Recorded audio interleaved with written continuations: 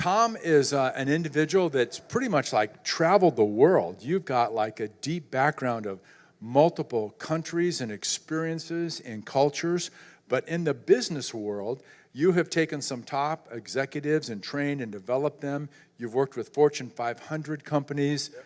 I believe you've actually purchased companies and then made them in a better place and left them to go and do what they need to do.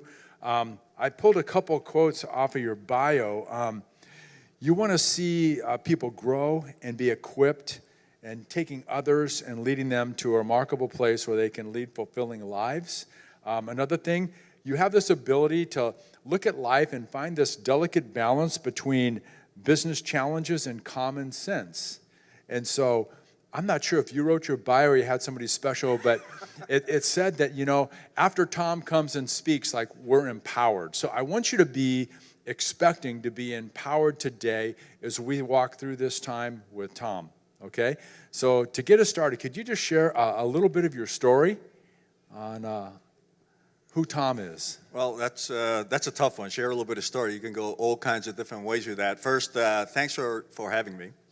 It's really an honor to be here. I just love youth. It's great to see. I got to introduce a whole bunch of folks this morning, and just smiling faces, a lot of energy. So you guys are blessed to be in an environment where, you're growing, you're learning, and it's fun. Everybody's looks like they're having fun here, so everybody's smiling. So cool.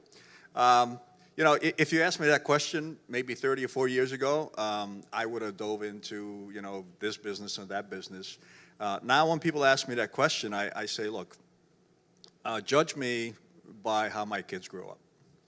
Don't judge me by how many companies I bought and sold, how many companies I turned around, but, how do my kids turn out? And, when you look about leadership, when you're looking about being a servant leader, those are the people who are closest to you, is your kids. So if you mentor them right, and they turned out, and I'm just blessed with my kids. They're just great kids, and I have 3 daughters. Judge me by that. Awesome, cool. So I know you traveled to a lot of countries. Give us just a little snapshot of where were you born? So I was born in Budapest, Hungary, and I emigrated to the U.S. when I was about 12 years old, and didn't speak a word of English when I got to the U.S. Some people say I still can't speak English the way I speak. So. And it's been a fun ride, and I've lived in 6 other countries, and I probably worked on every continent except for Antarctica, and I'm not sure if I really want to work there. Probably don't want to go there, huh? Yeah, but I've been in Brazil, worked in Brazil, Argentina, Mexico, Middle East, Africa, a lot of time in Europe, and some time, actually Australia too. I've been in Australia. Sydney's a beautiful city. So as you step into those countries, and with your business background, is that where you grab people and mentor executives and just bring truth into their life and kind of coach them through that process? Well, when people report to you, it's your responsibility to mentor them and grow them, right? It's not your responsibility to tell them what to do. It's your responsibility to create an environment where they can be successful. So anybody who ever was on my team, I poured into them. So, whether it was my CFO or, marketing director or, whoever's worked on my team, it was my responsibility to make sure that they could be successful and mentor them to make sure that they are successful. Okay, awesome. I know one of the things that you're tied in with John Maxwell and that leadership dynamic is your identity being a man of God. Could you just touch on that a little bit, and then we'll jump into some questions and go from there? Sure. So, when I was reflecting what I can share with the student body here today, I kind of asked myself a question as like, when I graduated, which was many, many, many years ago, what's something that I wish somebody would have told me? And one of the things that I learned later on in life is to have a vision for myself, right? It's nobody told me in college, hey, Tom, go get a vision for yourself. And by the way, it's not something that you develop in a year or 2 years. It's a lifetime journey. But vision is a long-term snapshot of where you want to be. So my vision is man of God, leader of men. That's a very simple vision statement. All vision statements are very simple. One of my favorites, if you talk about business, is Coca-Cola. If you looked at Coca-Cola's annual report, 50, 60 years ago, it had the same statement, right? We refresh the world. It's a very simple vision statement for Coca-Cola. It means anything that Coca-Cola makes is going to be refreshing and is going to have global implications. You can find that anywhere in the world. When Elon Musk colonizes Mars, I'm sure Coca-Cola will be out there, right? So a good vision statement is one that's very simple, that people can buy into, people can understand it. And it helps, a vision statement also helps major decisions in your life. So any major decision that comes across in my life, I kind of put it against the test. Does it honor God? And does it help lead people? Awesome. Right?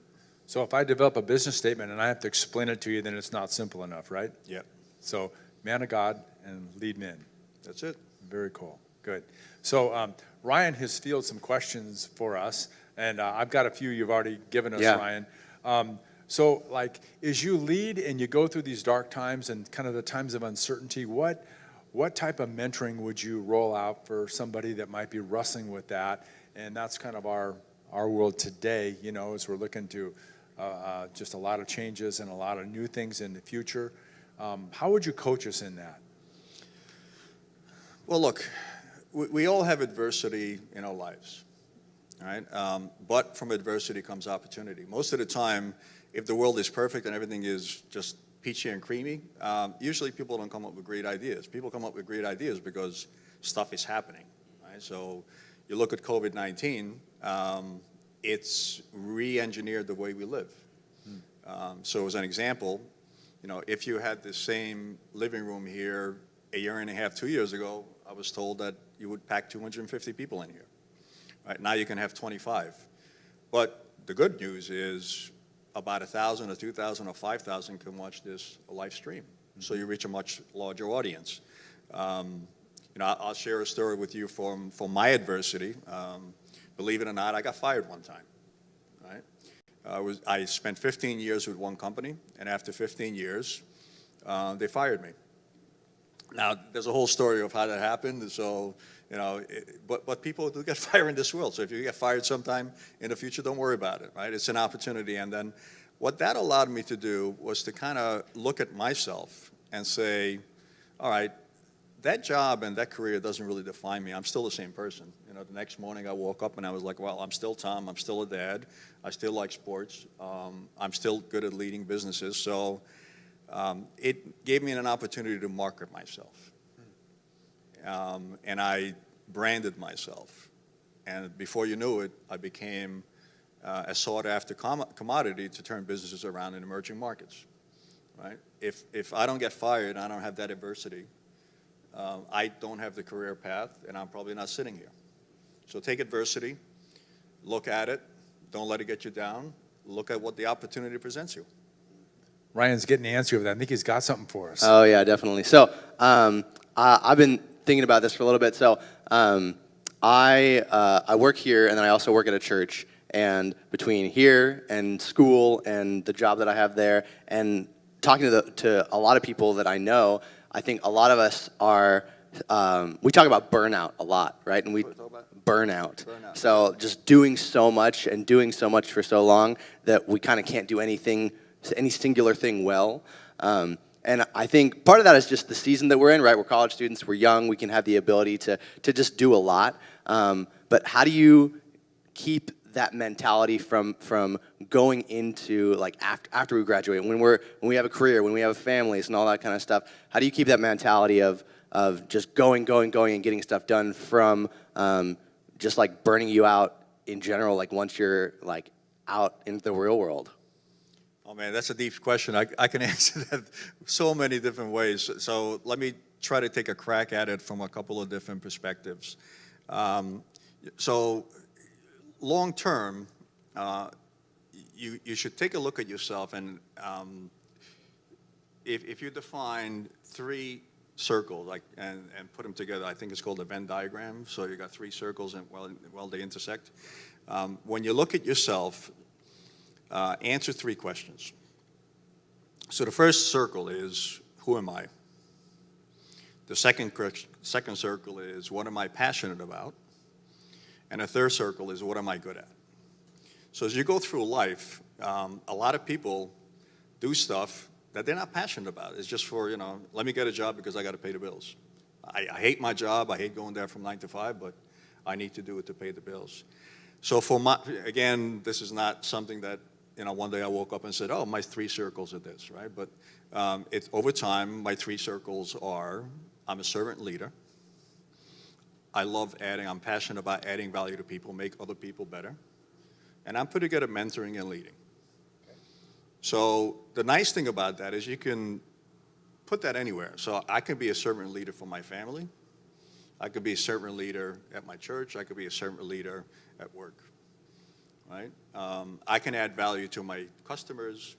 I can add value to my suppliers. Again, if I mentor, I can mentor my kids, or I can mentor my employees. So those 3 circles allow me to continue to doing the things that I want a year from now, 5 years from now, 10 years from now, 20 years from now. And look, if you're not passionate about it, don't do it. Wake up every morning and say, I want to do this.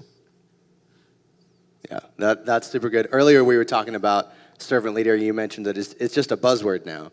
I think a lot of companies put out servant leader. Oh, we mentor servant leaders. We raise up servant leaders. What does that mean? Like, what does being a servant leader look like to you? So it took me a while to figure out, but as a CEO, my success really relied upon not what I did, but what everybody else did. So at the end of the day, I thought I had the easiest job out of anybody in the room. Because as a servant leader, the 3 things that I had to make sure was, 1 is create a culture where everybody can succeed. 2, I talked to you about my vision, but every good company also has a vision. So people have to understand what that vision is, and they have to be able to thrive in that culture. And then 3 is, again, give them the assets, give them the tools so they can be successful. So, the whole team basically knows, okay, that's our vision, that's where we have to get to. And I individually, as a project manager, as a marketing director, whatever, know my role on how to reach that vision. We have a culture that everybody thrives in, so it's not a toxic, negative culture where everybody kind of tries to kill each other, but we all support each other. And then, okay, everybody can be there to succeed. So my job is, okay, the sales director says, Tom, can you come with me to talk to this customer? I got a difficult customer. So as a servant leader, I don't say, well, that's your job, you should do it. Yeah, I'm there to support you. Yeah, so let's go see that customer. Tom, we're doing a new commercial. I want to get your opinion on it. All right, so we go into, look at the creative boards, look at the shoot. Yeah, so I'm there. Tom, CFO, cash flow is not that good. Can you help? So as a servant leader, you're there to help other people achieve success. And then if they're successful, then you are successful by design. Does that make sense? Oh, yeah. And before we went into chapel here, you were telling me about one of your first jobs, and as you visited some jobs, there was one that really stood out and one that didn't. Could you kind of highlight that a bit? So, like, as this group of students are looking to the future and they're trying to figure this out, and opportunities and what their career path looks like. So, that was when I first graduated from college, which was, again, many years ago. I was fortunate at that time. There was a lot of job opportunities. So by April or May of that year, when I was graduating, I had several job offers. But the way it worked back then was companies would come to the campus, they would interview you, and depending on how that interview went, they would invite you to the company. So one of the things I did was, in those days, there was no Google, so you can research the companies. I would just talk to people. I said, how do you like working here? And the more people I asked the question, it was one company, and that's the company I went to work with, which is called Colgate-Palmolive. Everybody I spoke to, they said, it's a great place to work. We like being here. Other companies I went to, they would avoid the question. They wouldn't answer it. So okay, well, that's a yellow flag. And I would encourage all of you, it's much easier for you today because, you can Google any company, you can go look at their website, annual report, and look for 2 things. One thing is look for if they write about their values and their corporate culture, the company culture. Look for that. If the values that you see there don't line up with your personal values, don't even take the interview. Because I can guarantee you, when you get into that environment, it doesn't fit with you, you're just going to be at a job that you're going to hate. And either they're going to fire you or you're going to leave on your own. Right? The other thing is the vision. You know, that doesn't have to be aligned, but again, if it kind of, you know, if the hair goes up in the back of your neck, it's like, that just does not go well with me, right?